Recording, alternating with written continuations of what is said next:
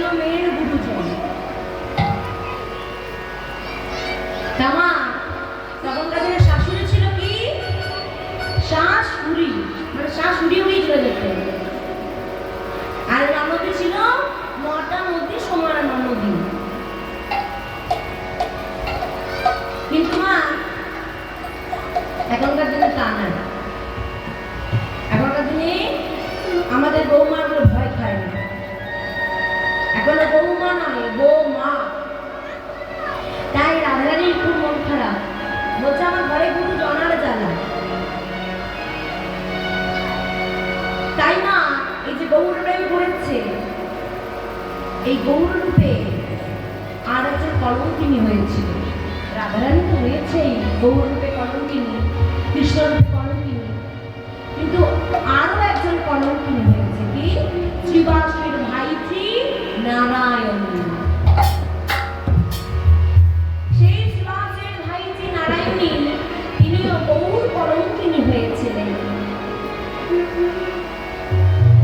দেখুন মা, একদিনের ঘটনা, নিত্যানন্দ মহাপ্রভু আমার নবদ্বীপে ধ্যানস্থ অবস্থায় হয়ে ধ্যান করছেন।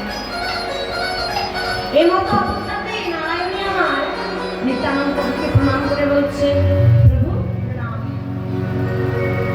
নিত্যানন্দ প্রভু আমার ধ্যানস্থ অবস্থায় চোখ খুলে দেখছে, মুখে বলছে, তুমি নেই হও, পুত্রবতী হও, পুত্রবতী হও, পুত্রবতী হও। নারায়ণী হলো বাল্য বিধবা। নারায়ণী হলো বাল্য বিধবা। তাই নারায়ণী আধারিণী কান্দে কান্দে করে বলছে,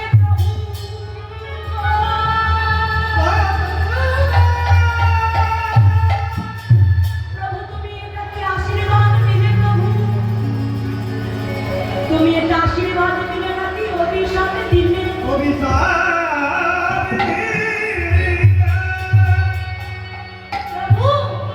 তুমি আমায় আশীর্বাদ দিলে নাকি অভিশাপ দিলে? প্রভু আমি যে বাল্য বিধবা, আমি কেমন করে ভক্তের মা হব? প্রভু এই সমাজ কি মেনে নেবে? প্রভু নারায়ণী তুমি কেন না, আমি যখন বলেছি তখন তবে আর ফিরে যেতে পারবো না। যাও নারায়ণী, তুমি এখন যাও, তোমার কিচ্ছু হবে না। এমন একদিনের ঘটনা, দিন যাচ্ছে, মাস যাচ্ছে, এমন একদিন কি হয়েছে, মহাপ্রভু আমার চুয়া সঙ্গনে শয়ন মন্দিরে গিয়ে শয়ন দিতেন। কে? নারায়ণী। নারায়ণী আমার মহাপ্রভুকে একদিন শয়ন দিতে গিয়েছে, আর মহাপ্রভু বলছে, নারায়ণী শোনো, তুমি যাও তো মা, এই চর্বিত তাম্বুল ফেলে দিয়ে। তোমার চর্বিত তাম্বুল মানে কি?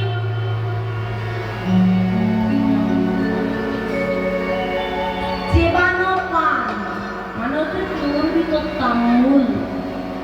সেই চর্বিত তাম্বুল বলছে তুমি ফেলে দিয়ে এসো, নারায়ণীকে বলছে। তখন নারায়ণী হাতে করে নিয়ে সেটা ফেলতে যাবে, অমনি মনে আসে কি এই যে না, এই যে আমার মহাপ্রভুর পোশাক, এই যে আমার মহাপ্রভুর পোশাক। ওমা, আমরা কারো পেটো জিনিস খেতে পারবো? হ্যাঁ কি না খেতে পারবো? চেবানো তাম্বুল মানে চেবানো পান খেতে পারবো? হ্যাঁ কি না, জোরে বলুন। পারবো না। নারায়ণী আমার বলছেন না, এই যে মহাপ্রভুর পোশাক, এই যে মহাপ্রভুর পোশাক, এটা আমি ফেলতে পারি। তাই নারায়ণী দিয়ে ফেলবে। আর সেদিন থেকে নারায়ণী হলো অন্তঃসত্ত্বা, পুত্রবতী। নারায়ণী হলো সেই দিন থেকে পুত্রবতী। দিনের পর দিন যাচ্ছে, মাসের পর মাস যাচ্ছে, নারায়ণীর গর্ভটা বেড়েই চলেছে। সমাজের লোক নারায়ণীকে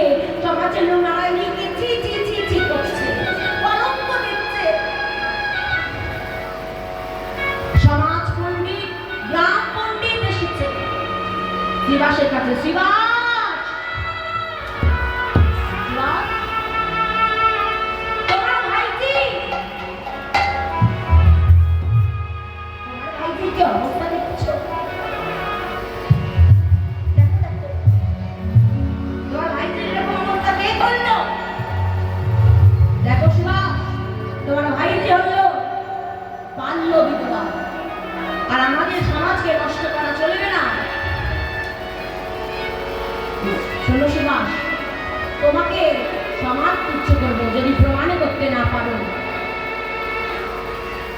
নারায়ণী কাঁদতে কাঁদতে বলছে, পিতা পিতা আমি করিনি পিতা, আমি জানি না পিতা, আমি জানি না। নারায়ণী তোর এরকম দুর্দশা কে করলো? নারায়ণী তুমি দাঁড়াও পিতা, তুমি দাঁড়াও, আমি মহাপ্রভুর কাছে গিয়ে জিজ্ঞাসা করে আসছি। মহাপ্রভুকে বলবো, মহাপ্রভু আমার এমন অবস্থা কে করলো?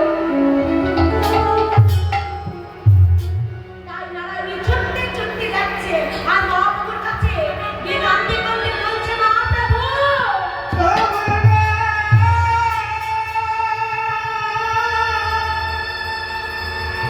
মহাপ্রভু মহাপ্রভু আমার এই অবস্থার জন্য কে দায়ী?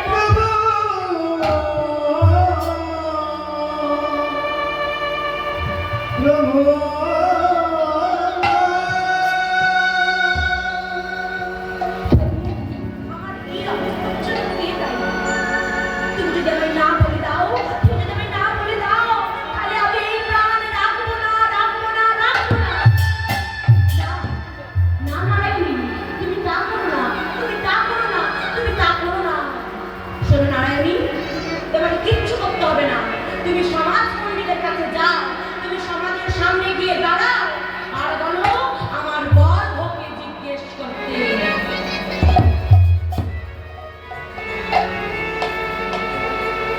তাই নারায়ণী যাচ্ছে, কাঁদতে কাঁদতে যাচ্ছে আর সমাজ পণ্ডিতকে বলছে, সমাজ পণ্ডিত সমাজ পণ্ডিত সমাজ পণ্ডিত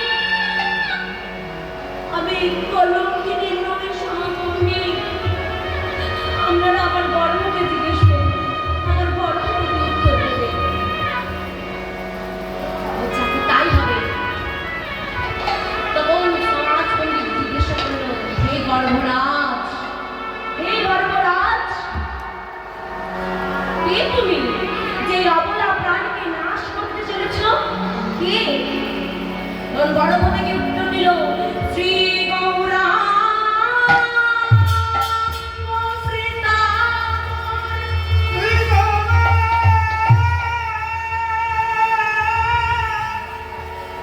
নিত্যানন্দ গুরু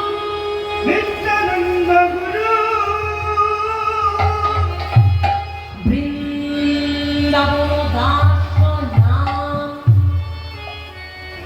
বাঞ্ছা কল্প